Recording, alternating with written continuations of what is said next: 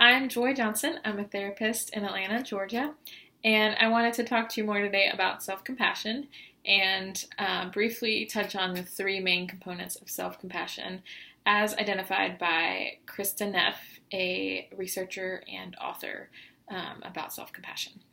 So, the first component is self-kindness. So this is just being gentle and understanding with ourselves rather than harsh and critical.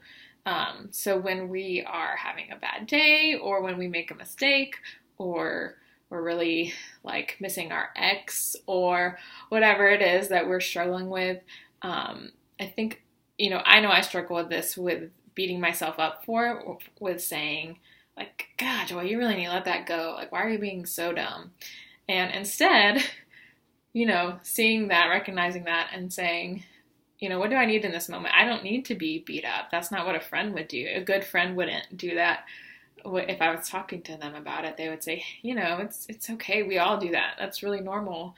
And I'm here for you. So that's number one. Number two is our common humanity. So this is actually about feeling connected to others in the common experience of suffering. So often I think when we're suffering, when we're struggling, when we make a mistake, we tell ourselves we're the only ones that feel this way. And we end up feeling really alienated from others, feeling like we're the only ones that go through this, or man, we're the worst.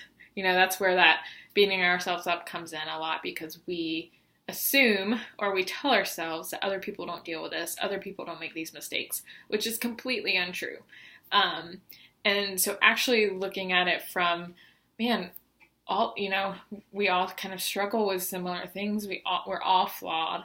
We all have strengths and weaknesses, and we've all been there, and that also helps us be more compassionate with other people when we can see that in ourselves. We become more connected with others rather than feeling alienated, and also rather than feeling like we need to make ourselves feel like we're better than others to feel better. We really don't need to do that. It actually helps to understand that we're kind of all in this together.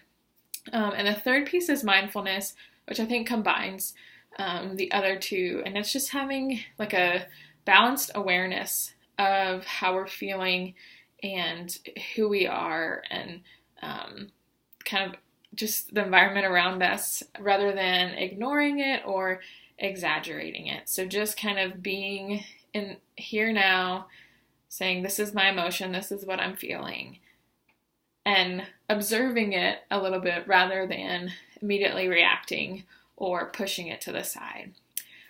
So those are the three basic components, and hopefully in the next few weeks I will do some practical tips of how to really implement this, how to practice it in your life.